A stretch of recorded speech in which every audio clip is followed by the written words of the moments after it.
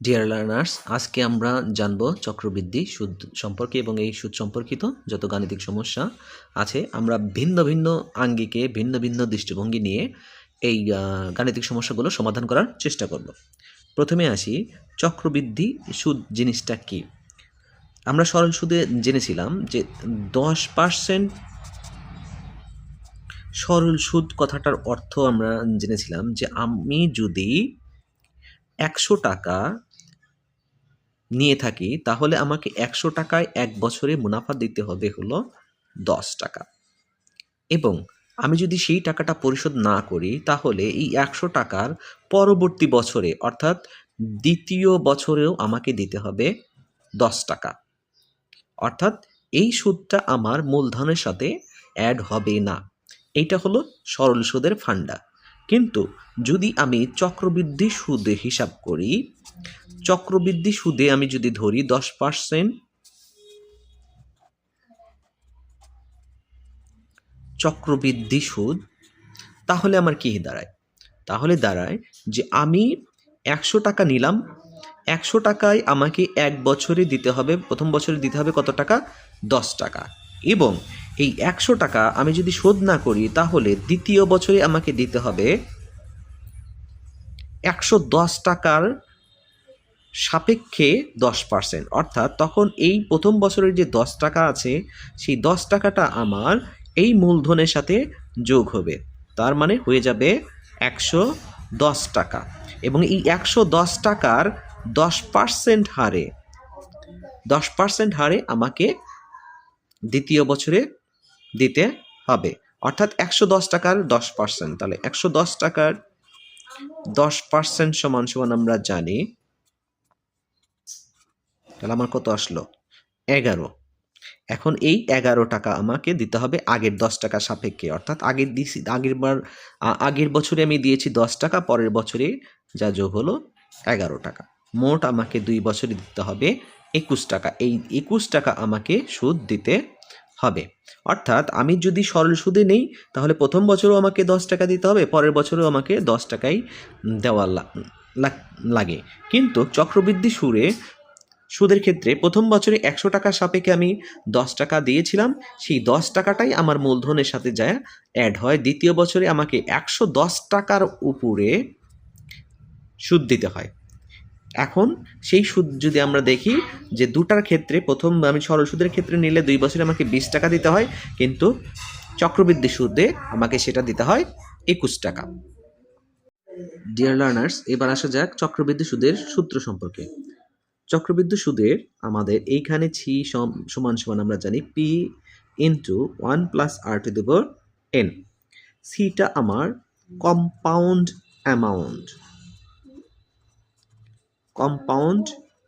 Amount, অর্থাৎ এই ছির মধ্যে আমার মূলধন যোগ মুনাফা, এই দুটা মিলে যেটাকে আমরা এক কথায় বলতে পারি সবৃদ্ধি মূল।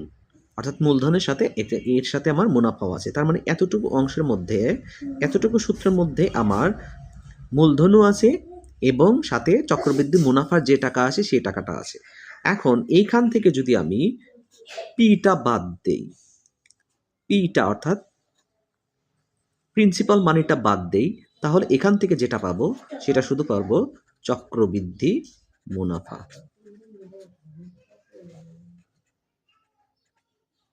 সাথে আমরা যাই, আরটা কি? আরটা হলো পার্সেন্টেজ রেট।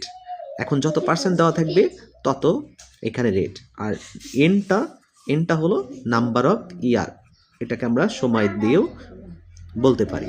তাহলে আমরা সূত্রটার সাথে আবার একটু পরিচয় যাই। সি হলো কম্পাউন্ড অ্যামাউন্ট, অর্থাৎ সবৃদ্ধি মূল, যেখানে চক্রবৃদ্ধি সুদের সাথে মূলধন যোগ করলে যতটুকু হবে সেটাই আমার ছি। এবং সি সমান সমান P into 1 plus R to the power N. এই সূত্রের মধ্যে এতটুকুর মধ্যে আমার মূলধন আছে এবং সাথে আমার মুনাফা আছে। এই সবৃদ্ধি মূল থেকে যদি আমি মূলধনটা বাদ দেই তাহলে আমার চক্রবৃদ্ধি মুনাফাটা পাবো। অনেকেই আমরা ভুল করে থাকি যে সি সমান সমান যতটুকু অংশ পাই ততটুকুই আমরা মুনাফা রূপে পরিগণিত করে থাকি বা ধরে থাকি, কিন্তু আসলে কিন্তু এটা না। আমাদেরকে এখন যদি আমি এটাকে পিটা এখান থেকে কমন নেই, তাহলে সূত্রটা আমার আরেকটু ইজি হয়ে যাবে, যে 1 plus R to the power n minus 1। তাহলে এইখানের যে সূত্রটা আমরা কমন করতে পারলাম, এতটুকু দিয়ে আমরা কিন্তু হলো মুনাফাটা বের করতে পারবো এই এতটুকু সূত্রের মাধ্যমে।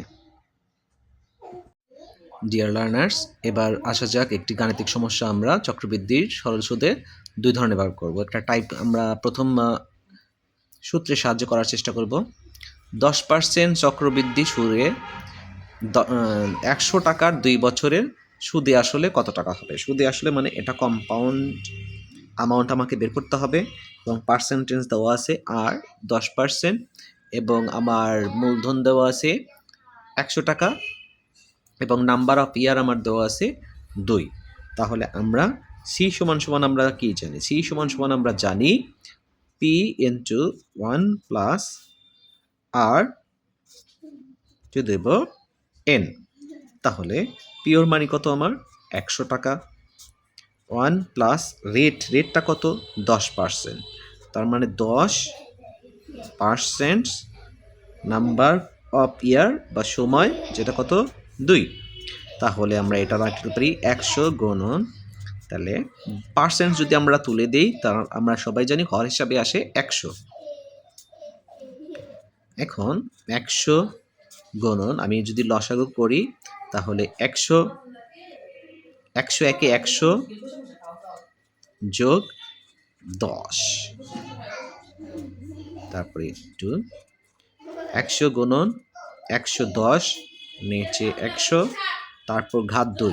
ঘাত 2 কথাটার অর্থ হলো এই জিনিসটা 2 বারের গুণন, অর্থাৎ স্কোয়ার সমান সমান আমরা লিখতে পারি এ গুণন এ। তাহলে আমি এটাকে লিখতে পারি 100 গুণন 110 বাই 100 গুণন 110 বাই 100। এখন এই 100 কেটে দিলাম, এই 100 কেটে দিলাম, এইটার সাথে এইটা কেটে দিলাম। তাহলে 11 কত হচ্ছে? 11 গুণন করলে 121। তাহলে সবৃদ্ধমূল হচ্ছে 121 অ্যান্সার।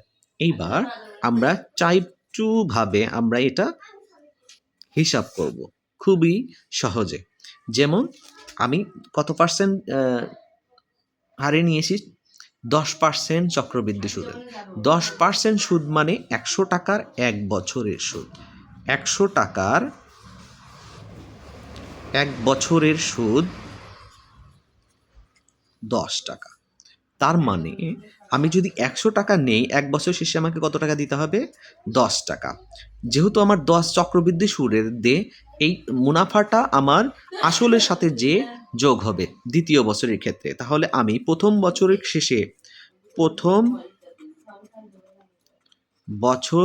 শেষে সবৃদ্ধি মূল কত হলো? সবৃদ্ধি মূল অর্থাৎ মূলধন যোগ মুনাফা। তাহলে মূলধন আমার ছিল, আমার 100 টাকা ইনভেস্ট করেছি, 1 বছরে কত টাকা মুনাফা পেয়েছি? 10 টাকা। তাহলে আমার সবৃদ্ধি মূলধন 110 টাকা। এই 110 টাকার উপরে আমি দ্বিতীয় বছরে, এইবার আমি যাব দ্বিতীয় বছরের হিসাবে। দ্বিতীয় বছরের হিসাবে আমাকে এই 110 টাকার 10% মুনাফা দিতে হবে। তাহলে 110 টাকা এর 10%, তার মানে 11 টাকা মুনাফা দিতে হবে। তাহলে দ্বিতীয় বছরে আমাকে মুনাফা দিতে হবে কত টাকা? 11 টাকা। এই 11 টাকা এখন কার সাথে যোগ হবে? মূলধনের সাথে যোগ হবে। তাহলে 2 বছর শেষে সবৃদ্ধি মূল সমান সমান, তাহলে প্রথম বছর শেষে সবৃদ্ধি মূল ছিল আমার কত টাকা? 110 টাকা। পরের বছর আমার সুদ পেলাম কত টাকা? 11 টাকা। তাহলে 110-এর সাথে আমি 11 যোগ করলে 121 টাকা। আমি যদিও অঙ্কগুলো করার সময় আমাকে লেখার ক্ষেত্রে অনেকটা জটিল মনে হচ্ছে, কিন্তু আপনারা ঠান্ডা মাথায় যদি একবার ভাবেন তাহলে বুঝতে পারবেন যে প্রথম বছরে 100 টাকার আমার মুনাফা আসছিল 10 টাকা, সেই 10 টাকা আমাকে 100 সাথে যোগ দিতে হবে, বাস এতটুকুই। তাহলে আমার দ্বিতীয় বছরের ক্ষেত্রে আমার স্ববৃদ্ধি মূল হচ্ছে 110 টাকা, সেই 110 টাকায় আমাকে মূলধন দিতে হবে 10% হারে, তাহলে 110 টাকার 10% আসে 11 টাকা। তাহলে এই 11 টাকা প্রথম বছরের স্ববৃদ্ধি মূল্যের সাথে যদি আমি যোগ দিই, তাহলে আমার দ্বিতীয় বছরে অর্থাৎ 2 বছরে আমাকে সুদ আসলে মোট শোধ করতে হবে 121 টাকা, বাস এতটুকু।